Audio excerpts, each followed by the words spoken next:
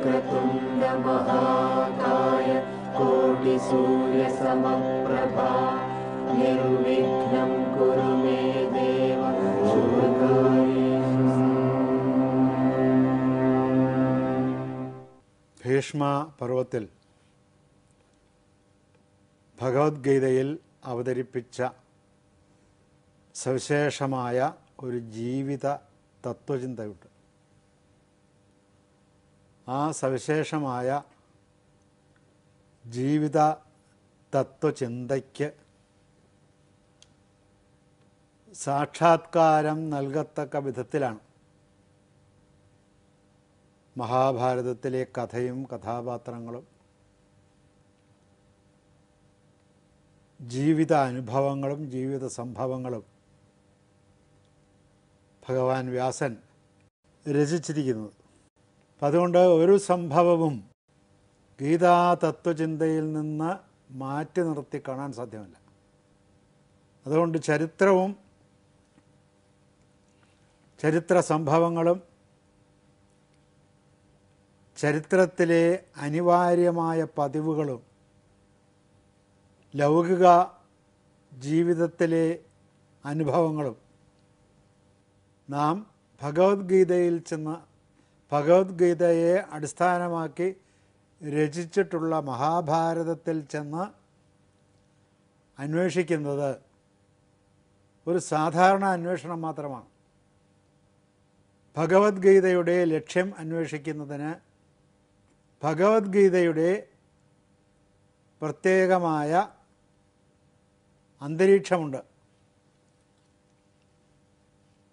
അതനുസരിച്ചാണ് ഭഗവത്ഗീതയ്ക്ക് അനുസരിച്ച ഒരു ജീവിതമാണ് പ്രധാനപ്പെട്ട കഥാപാത്രങ്ങൾക്കെല്ലാം വ്യാസൻ നൽകിയിരിക്കുന്നത്. അതിലെ ഏറ്റവും പ്രധാനപ്പെട്ട കഥാപാത്രമാണ് ഭഗവാൻ ശ്രീകൃഷ്ണൻ. അദ്ദേഹത്തിന് സ്വഭാവത്തിലെ ഏറ്റവും മഹനീയമായ സവിശേഷത ഏതെങ്കിലും പ്രശ്നത്തിൽ പരിഹാരമില്ലാതെയോ ഏതെങ്കിലും ചോദ്യത്തിന് മറുപടിയില്ലാതെയോ ഏതെങ്കിലും ഒരു സംഭവം അതിൻ്റെ പ്രതിസംഭവത്താൽ നിരാകരിക്കപ്പെടാതിരിക്കുകയോ ചെയ്യുന്നില്ല മഹാഭാരതത്തിൽ. അതുകൊണ്ട് മഹാഭാരതത്തിലെ സംഭവം എടുത്ത് വേറെ എഴുതിയിട്ടുള്ള ലൗകിക കഥകളുമായി താരതമ്യം ചെയ്യാൻ പാടില്ലെന്നല്ല, താരതമ്യം ചെയ്യുമ്പോൾ ആ താരതമ്യം ചെയ്യുന്നയാൾ വളരെ ശ്രദ്ധിക്കേണ്ടിയിരിക്കുന്നു. അല്ലെങ്കിൽ അത് ആ പറയുന്നയാളിന് തോന്നിയ തരത്തിലുള്ള പറച്ചിലായി പോകും. അങ്ങനെ തോന്നിയ തരത്തിൽ ഇപ്പോൾ ഞാനൊരു ഗ്രന്ഥം വായിച്ചു. ആ ഗ്രന്ഥം വായിച്ചപ്പോൾ പലതരത്തിലുള്ള പ്രതികരണങ്ങൾ അതാത് സമയത്ത് എന്നിലുണ്ടായി. പല അനുഭവങ്ങളും ചിലപ്പോൾ മറ്റുള്ളവർക്ക് അത്തരം അനുഭവങ്ങൾ ഉണ്ടായതായി പറഞ്ഞു കേട്ടിട്ടുണ്ടായിരിക്കും. മറ്റുള്ളവർക്ക് അത്തരം അനുഭവങ്ങൾ ഉണ്ടായത് നേരിട്ട് കണ്ടിട്ടുണ്ടായിരിക്കും. ചിലപ്പോൾ അത് സ്വന്തം നിലയിൽ അനുഭവിച്ചിട്ടുണ്ടാകും. ഈ ലൗകിക രീതിയിലുള്ള അനുഭവ അന്വേഷണം മഹാഭാരതത്തിൽ നടത്താൻ പാടില്ല. ഇപ്പം ഭീഷ്മരെ എടുത്ത് വേറെ ആരോടെങ്കിലും താരതമ്യപ്പെടുത്താവുന്നതല്ല. ലൗകിക വ്യവഹാരം എന്നുള്ള നിലയിൽ അങ്ങനെ താരതമ്യപ്പെടുത്താമെങ്കിലും ഭീഷ്മർ സമൂഹത്തിലെ ആളുകളെ ആകർഷിക്കുന്ന ചില പ്രവർത്തനങ്ങളുടെ, ക്രിയകളുടെ, അനുഷ്ഠാനങ്ങളുടെ കർത്താവായി നിൽക്കുന്നയാളാണ്. അതുകൊണ്ട് അദ്ദേഹത്തെ അദ്ദേഹത്തിൻ്റേതുപോലെയാണെന്ന് തോന്നുന്ന നമ്മുടെ സമൂഹ ജീവിതത്തിലെ ഒരു ഭരണാധിപനുമായിട്ടോ ഒരു ത്യാഗിയുമായിട്ടോ നാം വിലയിരുത്തുമ്പോൾ വളരെ ശ്രദ്ധിക്കണം. സാധാരണഗതിയിൽ ഇവരെല്ലാവരും ഭരണാധിപന്മാരാണ്. അപ്പോൾ ഭീഷ്മരെ ഭരണാധിപനായി കണ്ടിട്ട് അദ്ദേഹത്തിൻ്റെ ത്യാഗത്തെ വാഴ്ത്തുമ്പോൾ അത് യഥാർത്ഥത്തിലുള്ള ത്യാഗമാണോ, അല്ലെങ്കിൽ ഭീഷ്മർ ചെയ്യുന്ന ത്യാഗം കൊണ്ട് എന്താണ് ഭഗവത്ഗീതാകാരൻ ഉദ്ദേശിച്ചിട്ടുള്ളത്, ആ ത്യാഗത്തിൻ്റെ പിന്നിൽ ഭഗവത്ഗീതയിലെ തത്വചിന്ത എപ്രകാരം പ്രവർത്തിക്കുന്നു, ഇവയെ തമ്മിൽ ഘടിപ്പിച്ചെടുക്കണം. ചിലയിടത്തെല്ലാം തമ്മിൽ ഘടിക്കാത്ത വിധത്തിൽ അകന്നായിരിക്കും കഥാസംഭവങ്ങൾ കിടക്കുന്നത്. ഇപ്പോൾ ഒരു ഉദാഹരണം പറഞ്ഞാൽ, അച്ഛൻ്റെ ആധിക്ക് കാരണം അനപത്യതാ ദുഃഖമുണ്ടാവുമോ എന്നുള്ള ശന്തനുവിൻ്റെ ആശങ്കയാണ്. കാരണം ഒറ്റപുത്രൻ ഇല്ലാത്ത പുത്രനാണ് ആണ് രാജാവിനെ സംബന്ധിച്ചിടത്തോളം. ഒരു രാജകുടുംബത്തിൽ എപ്പോഴും ആക്രമണം ഉണ്ടാകാവുന്നതാണ്. അതിനാണ് രാജാവ് താമസിക്കുന്ന സ്ഥലം കോട്ട കെട്ടി പ്രത്യേകം വേർതിരിച്ച് ധാരാളം ആയുധങ്ങൾ കൊണ്ട് സജ്ജമാക്കിയ ഒരു സുരക്ഷിത സ്ഥാനത്ത് രാജാവ് താമസിക്കുന്നു. ആ രാജാവ് തനിക്ക് ഒറ്റപുത്രനായതുകൊണ്ട് ഒറ്റപുത്രൻ എന്നത് ഇല്ലാപുത്രനാണ്. എപ്പോൾ വേണമെങ്കിലും ഇദ്ദേഹം ഒരു യുദ്ധത്തിലേർപ്പെട്ട് മരിച്ചു പോകാവുന്നതാണ്. അപ്പോഴും രാജ്യഭരണത്തിന് ആളില്ലാത്ത അവസ്ഥ വന്നു ചേരാം. അതുകൊണ്ട് അദ്ദേഹത്തിന് വേറെയും കുട്ടികൾ വേണം എന്നത് ഭീഷ്മരെ പോലെയുള്ള വ്യാപകമായ ബുദ്ധിശക്തിയുള്ള, ആ ബുദ്ധി പ്രയോഗത്തിൽ കൊണ്ടുവരാനുള്ള കൗശലങ്ങൾ അറിയാവുന്ന, അതിൻ്റെ പ്രയോഗക്ഷമത അറിയാവുന്ന സത്യസന്ധനായ ഒരു വ്യക്തിയോട് അപ്രകാരമായിരുന്നില്ല പറയേണ്ടിയിരുന്നത്. സാർ, ഈ അനപത്യത ദുഃഖം ഉണ്ടായി, അനപത്യതയല്ല, ഒരു കുട്ടിയേ ഉള്ളൂ എന്നുള്ളത് ഇല്ലാത്ത കുട്ടിക്ക് സമമാണെന്ന് ശന്തനു മനസ്സിലായി. അപ്പോഴേ സാധാരണ പണ്ട് രാജാക്കന്മാരെല്ലാം, മിക്കവാറുമുള്ള രാജാക്കന്മാരെല്ലാം 1, 2, 3 വിവാഹങ്ങൾ കഴിക്കുന്നതിൻ്റെ രഹസ്യം ഇതായിരുന്നു. അല്ല, ഈ എല്ലാ ഭാര്യമാരിലെയും കുട്ടികൾക്ക് ഒരു പ്രായപൂർത്തിയാകുമ്പോൾ ഭരണാധികാരം കിട്ടില്ല. പ്രധാന ഭാര്യയുണ്ട്. ഈ വൈദിക വിധിപ്രകാരം രാജാവ് വിവാഹം കഴിച്ച ഭാര്യ. അല്ല, ആ മൂത്ത പുത്രന് എന്തെങ്കിലും കുഴപ്പം വന്നു കഴിഞ്ഞാൽ രണ്ടാമത്തെ ഭാര്യയുടെ മകനെ ആകാമല്ലോ. അപ്പൊ ശന്തനു വേറൊരു വിവാഹം കഴിക്കാമായിരുന്നു. അത് ചെയ്തില്ല. അപ്പൊ അതിന്റെ ദുഃഖമായിരിക്കും ഈ കൂടുതലും അലട്ടിക്കൊണ്ടിരുന്നത്. അതിൻ്റെ ദുഃഖം അലട്ടിക്കൊണ്ടിരുന്നത്.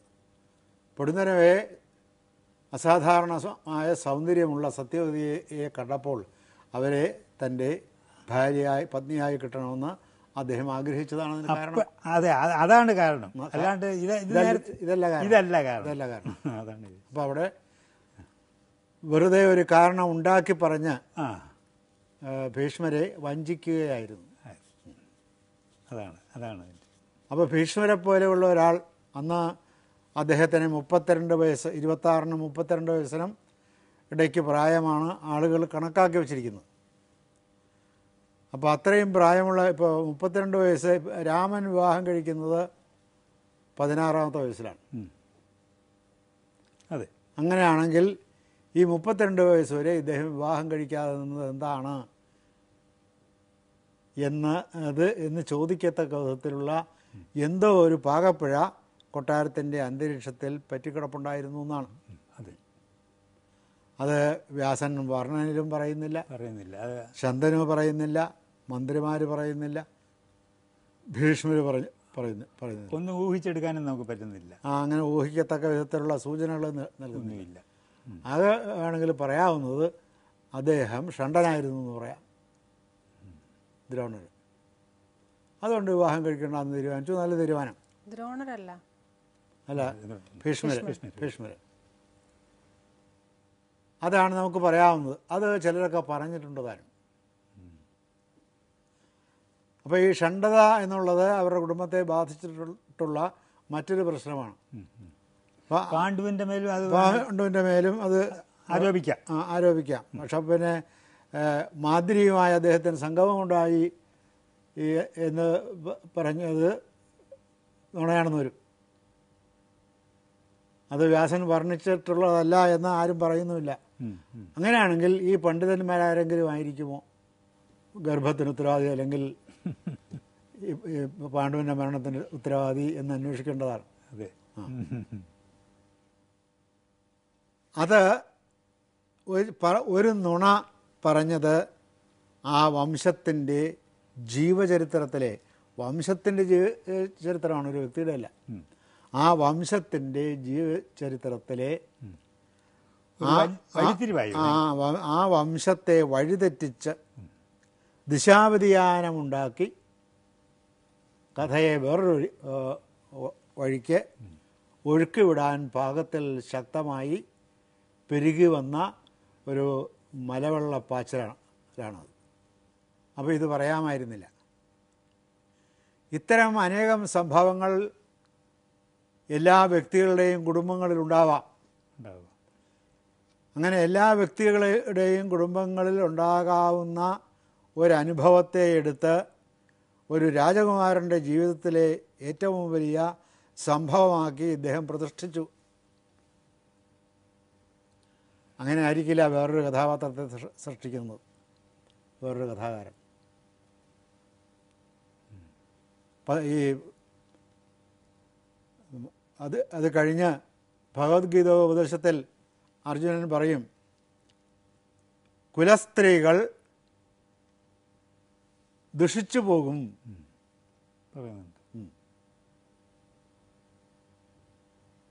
അപ്പോൾ ഇവിടെ അതിനു മുമ്പേ തന്നെ കുലസ്ത്രീകൾ ദുഷിച്ചിരിക്കുന്നു. അങ്ങനെയാണെങ്കിൽ പിന്നെയും കുലസ്ത്രീകൾ ദുഷിക്കുന്നു. പിന്നെ കുലസ്ത്രീകളെ കൂട്ടത്തോടെ പിടിച്ചുകൊണ്ടു പോകുന്നു അന്ത്യത്തിൽ. അതെ. അപ്പോൾ ഈ ഭഗവത്ഗീതയിൽ അവതരിപ്പിച്ചിട്ടുള്ള തത്വം പടിപടിയായ അനുഭവത്തിലൂടെ മഹാഭാരതത്തിൻ്റെ കഥയുടെ ശക്തി സ്രോതസ് ആയി. അത് ആർക്കും വഴിതിരിച്ചു വിടാൻ വയ്യാത്ത വിധത്തിൽ പ്രബലമായി ഒഴുകിക്കൊണ്ടിരിക്കുന്നു. അതാണ് നാം അതിനെടുത്ത് കേവലമായ ഒരു ജീവിതത്തിലേക്ക് താരതമ്യം ചെയ്യാൻ പാടില്ല. ഭീഷ്മരുടെ അനുഭവം, എല്ലാ കഥാപാത്രങ്ങളുടെ അനുഭവവും അങ്ങനെയാണ്. കഥാനായകനില്ലാതെയാണ് ഈ പാഞ്ചാലി സ്വയംവരം വരെയുള്ള അനുഭവങ്ങളും സംഭവങ്ങളും ഒഴുകിപ്പരക്കുന്നത്. കഥാനായകനേ ഇല്ല, നായകൻ പ്രത്യക്ഷപ്പെടുന്നേ ഇല്ല. നമ്മൾ ഒരു ഇതിൻ്റെ സൂചനയിൽ ആദ്യ പർവ്വത്തിൽ ഇന്നാരുടെ വേദമാണ് ഞാൻ എഴുതുന്നത് എന്നൊരു പരാമർശം അല്ലാതെ ഒരിക്കലും പിന്നീട് കൃഷ്ണനെക്കുറിച്ചുള്ള പരാമർശം ഇല്ലാത്തതുകൊണ്ടാണ് കൃഷ്ണനും പിന്നീട് ഭഗവത്ഗീതയിലേക്ക് ആരോ കയറ്റി പ്രതിഷ്ഠിച്ചതാണ് എന്നുള്ള വാദത്തിന്, പണ്ഡിത വാദത്തിന് കാരണമായി തീരുന്നത്. അങ്ങനെ വരുമ്പോൾ പല അസുഖകരമായ ചോദ്യങ്ങൾക്കും ഉത്തരം നൽകാൻ അവർ ബാധ്യസ്ഥരാകും. അതിൽ ഒരു ചോദ്യം, ഇങ്ങനെ അല്ലാതെ അവിടെ ഒന്നും സംഭവിച്ചിട്ടില്ലേ എന്നതാണ്. ഈ പ്രത്യേക രീതിയിലല്ലാതെ മറ്റാരെങ്കിലും ഉടെയും പ്രേരണയിലല്ലാതെ ആ കുടുംബത്തിൽ, ആ രാജകുടുംബത്തിൽ സ്വന്തമായി ഒന്നും സംഭവിച്ചിട്ടില്ലേ എന്നതാണ് ആ ചോദ്യം. അതിന് ഉത്തരം കിട്ടാതെ വരും. അതുകൊണ്ടാണ് അത് ലൗകിക ജീവിതത്തിലെ ഏതെങ്കിലും സംഭവമായി അതിനെ ഇതെന്നല്ല, താരതമ്യപ്പെടുത്തുമ്പോൾ വളരെ സൂക്ഷിക്കണം. അല്ലാതെ മഹാഭാരതത്തിൻ്റെ ചുരുക്കി എഴുതിയ കഥകളുണ്ട്. മാലിഭാരതം, തിരുമാലിഭാരതം എന്നൊക്കെ പറഞ്ഞിട്ട് പലതരത്തിൽ ഭാരതത്തിലെ കഥ വായിക്കാൻ കിട്ടും. പിന്നെ രാജഗോപാലാചാരി ചാരാതെ ഇരുന്ന് എഴുതിയിട്ടുള്ള മഹാഭാരതത്തിലെ കഥയുണ്ട്. വളരെ അദ്ദേഹം ബുദ്ധിമാനാണെന്നുള്ള കാര്യത്തിൽ തർക്കമൊന്നും ഉണ്ടായിരുന്നല്ലോ ആർക്കും. എന്നാലും അത് അത്ര വേണ്ട തരത്തിൽ വായിച്ച് ആസ്വദിച്ച് പുനർവായന നടത്തി പുനർമൂല്യനം ചെയ്ത് സ്ഫുടപ്പെടുത്തിയെടുത്തതാണോ എന്ന കാര്യത്തിൽ അത് നല്ലപോലെ വായിച്ചാൽ നമുക്ക് സംശയമുണ്ടാകും. ഈ ഇദ്ദേഹത്തിൻ്റെ ശ്രീനിവാസ ശാസ്ത്രികളുടെ ലെക്ചേഴ്സ് ഓൺ രാമായണ വളരെ പ്രശംസനീയമായൊരു പുസ്തകമാണത്. ഇപ്പോഴും വിറ്റുപോവുകയും ചെയ്യുന്നു. ഒരു അധ്യാപകൻ, ഹൈസ്കൂൾ അധ്യാപകൻ എഴുതിയതാണ്. അദ്ദേഹം സ്വാതന്ത്ര്യ സമരത്തിലുമൊക്കെ അന്ന് ശ്രദ്ധിച്ചിരുന്നു. എന്തെങ്കിലും ഒരു പിന്നെ അദ്ദേഹം എഴുതിയ ഇംഗ്ലീഷിന് വലിയ പ്രശംസ സായിപ്പന്മാർക്ക് കൊടുത്തു എന്നും അദ്ദേഹത്തിൻ്റെ ജീവചരിത്രത്തിലും ജീവചരിത്രപരമായ ചില കുറിപ്പുകളിലും കാണാം. ഇപ്പോൾ സായപ്പന്മാർ പോലും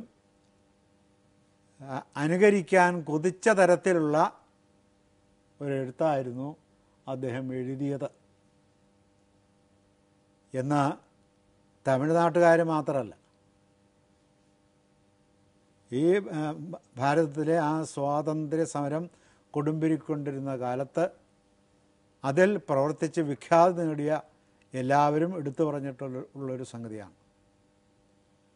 പക്ഷേ വായിച്ചു നോക്കിയപ്പോൾ അങ്ങനെ എന്തെങ്കിലും ആശയപരമായൊരു വൈശിഷ്ട്യം പോലും അതിനകത്ത് ഉണ്ടെന്ന് തോന്നിയെന്ന് മാത്രവുമല്ല, തോന്നിയില്ല എന്ന് മാത്രവുമല്ല, ഇത് വായിച്ചിട്ട് ഇതുപോലെ ഒരു ഇംഗ്ലീഷ് എഴുതാൻ സാധിക്കില്ല എന്ന് പറഞ്ഞ സായിപ്പന്മാരെ തേടി പിടിച്ച് നെല്ലിക്കത്തളം അവിടെ തലയിൽ വയ്ക്കേണ്ട സ്ഥിതി ആണ് ചിലർ വായിച്ചപ്പോൾ തോന്നിയത്.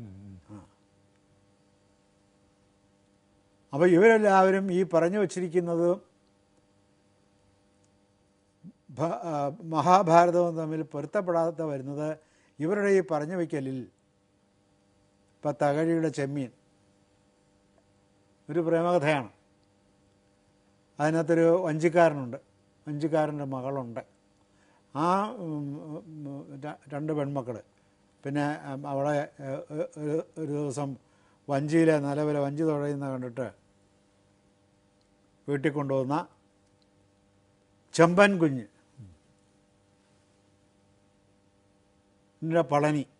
പളനിയായി കൊണ്ടുവരുന്നു. പളനിയുണ്ട്.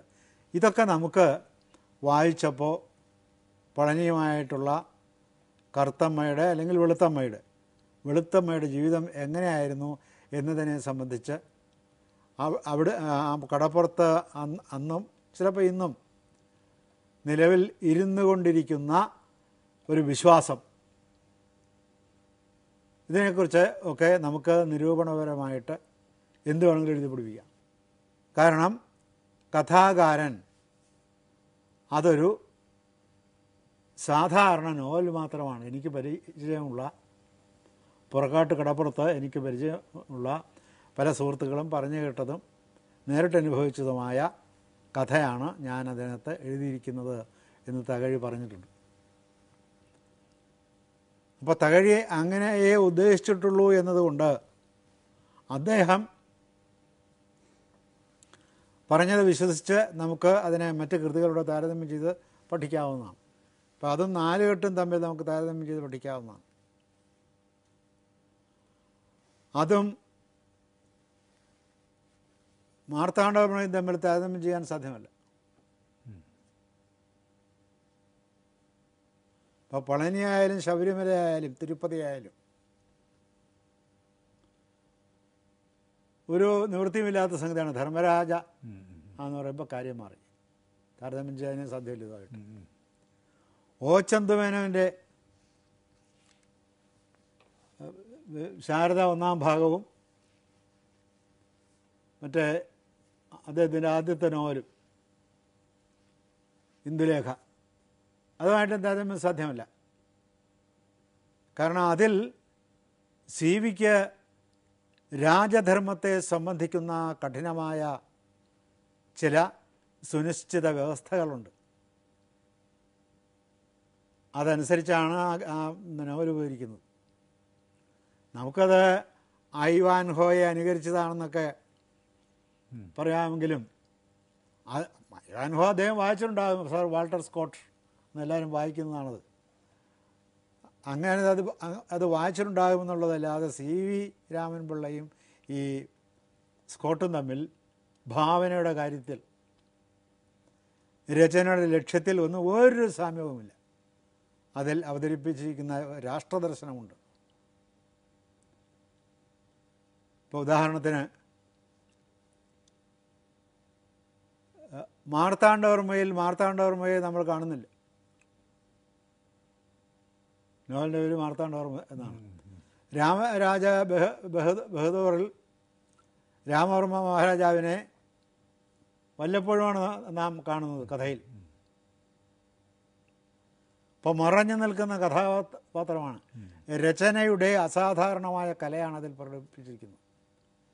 ഏതെങ്കിലും ഒരു വിഭാഗക്കാർക്ക് ഞങ്ങൾക്ക് ആ നോവൽ ഇഷ്ടമില്ലെന്ന് പറയാമെന്നുള്ളതല്ലാതെ ആ നോവൽ ആസ്വദിച്ചെടുക്കുന്നതിന് തന്നെ ഒരു ഡീപ്പ് റീഡിങ് ആവശ്യമാണ്. അതിൻ്റെ അഗാധ തലത്തിൽ ചെന്ന് അനുഭവങ്ങളുടെ അമേയമായ അഗാധ തലത്തിൽ ചെന്ന് ആ നോവലിൻ്റെ ശക്തി അളന്ന് തിട്ടപ്പെടുത്തുക എന്നത് പല പ്രാവശ്യത്തെ വായന കൊണ്ട് മാത്രം സാധിക്കുന്നതാണ്. ചന്തുമേനോൻ പൊതുവെ സ്വതന്ത്ര ബുദ്ധിയായിരുന്നു എന്ന് പറയും, ആയിരുന്നു.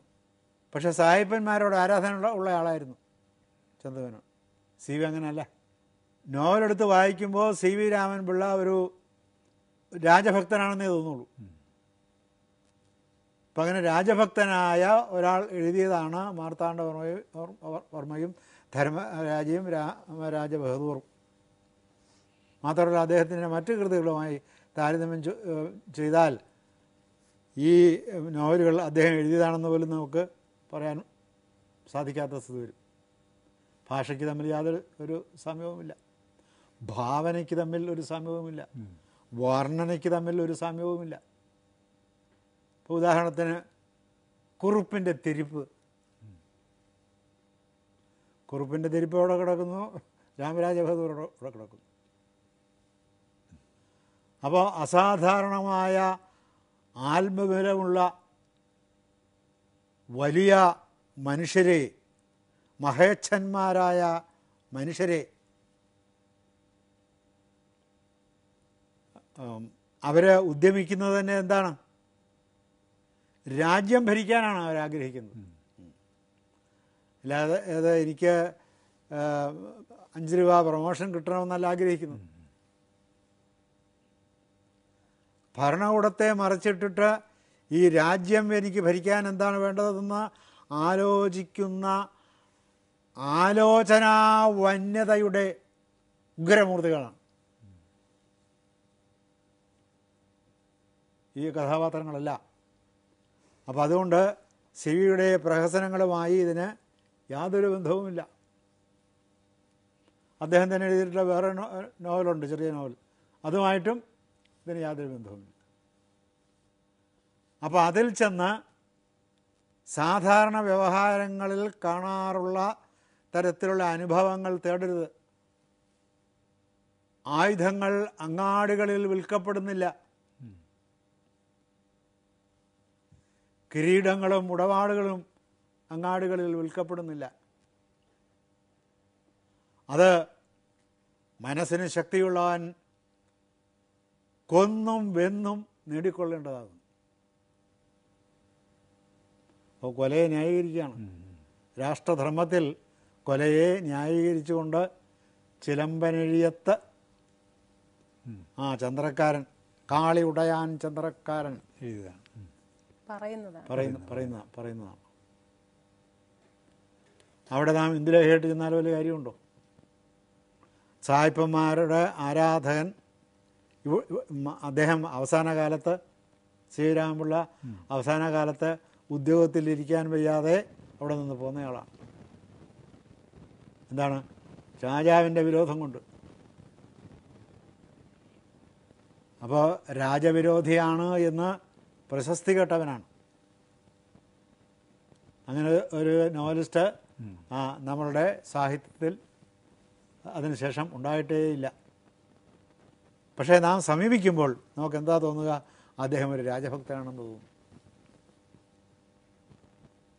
അതുപോലെയാണ് ഈ മഹാഭാരതത്തിലേക്ക് ചെല്ലുമ്പോൾ മഹാഭാരതത്തിലെ സംഭവങ്ങളെടുത്ത് ആനുകാലിക സംഭവങ്ങളുടെയും വർത്തമാനകാല സംഭവങ്ങളും പൊതിയരുത്. അതിനുള്ള ഇലയായിട്ട് മഹാഭാരതത്തെ ഉപയോഗിക്കാൻ പാടില്ല. അതെനിക്ക് തോന്നുന്നത് നല്ലതുപോലെ വായിക്കാത്തത് കൊണ്ടും പുരോഗമനവാദിയാണ് താൻ എന്ന് ഇച്ഛിക്കുന്നത് കൊണ്ടുമായിരിക്കണം. പുരോഗമനവാദിയാണ് താൻ എന്നതുകൊണ്ട് ഇല്ലാത്ത ഒരു ശാസ്ത്രസത്യം കണ്ടെത്തി എന്ന് പറയാൻ നോക്കുമോ ഒരു ശാസ്ത്രജ്ഞന്? അയാൾക്ക് ബോധ്യപ്പെടുക തന്നെ വേണം. അങ്ങനത്തെ ബോധ്യങ്ങളാണ് ഈ എഴുതിയിരിക്കുന്നത്. ആ ബോധ്യം നിങ്ങൾക്ക് വന്നില്ലെങ്കിൽ നിങ്ങളുടെ കുറ്റം, അത്രയേ ഉള്ളൂ. അങ്ങനൊരു ബോധ്യമുണ്ട്. ആ ബോധ്യത്തിൻ്റെ അടിസ്ഥാനത്തിലാണ് കൃതികൾ വന്നിരിക്കുന്നത്. അപ്പോൾ എഴുതിയിരിക്കുന്നത് അത് ചർച്ച ചെയ്യുമ്പോൾ അല്ലെങ്കിൽ പഠിക്കുമ്പോൾ അതിൽ വ്യാസൻ ഈ കാര്യങ്ങൾ അറിഞ്ഞുകൂടാത്തവർക്ക് യോഗ്യമായ സൂചനകൾ തരും. ആ സൂചനകളെ നമ്മുടെ വായനക്കാരൻ വിഗണിച്ച് കളയും. എന്നിട്ട് നമുക്ക് തോന്നി എഴുതി വയ്ക്കും. കാരണം വായനക്കാരന് എന്തിനെക്കുറിച്ചും പറയാനൊരു അവകാശമുണ്ടല്ലോ, വായിച്ചതിനെക്കുറിച്ച്. അങ്ങനെ പറയാൻ പാടില്ല എന്നാണ് വ്യാസൻ ആദ്യമേ തന്നെ ആദിപർവത്തിൽ പറയുന്നത്. സർവശാസ്ത്രാർത്ഥദർശകം. അങ്ങനെ ചന്ദവനം പറയുന്നില്ല ഞാനിങ്ങനെ ഒരു നോവലാണ് എഴുതുന്നതെന്ന്. തകഴ് പറയുന്നില്ല ഞാനിങ്ങനെ ഒരു നോവലാണ്. ഞാൻ എല്ലാ ദിവസവും രാവിലെ പുറക്കാട്ട് കടപ്പുറത്ത് തപസ് ചെയ്യാൻ പോകുമായിരുന്നു. അങ്ങനെ തപസ് ചെയ്തുകൊണ്ടിരുന്നപ്പോൾ എനിക്ക് ജ്ഞാനദൃഷ്ടിയിൽ തോന്നിയതാണ് ചെമ്മീൻ. ചാളയെന്നാണ് ആദ്യം തോന്നിയത്. പിന്നെ ഒരു ഭംഗിക്ക് വേണ്ടി ഞാൻ വാക്കൊന്ന് മാറ്റി എന്ന് മാത്രമേ ഉള്ളൂ. അങ്ങനെ പറഞ്ഞിട്ടില്ല അദ്ദേഹം.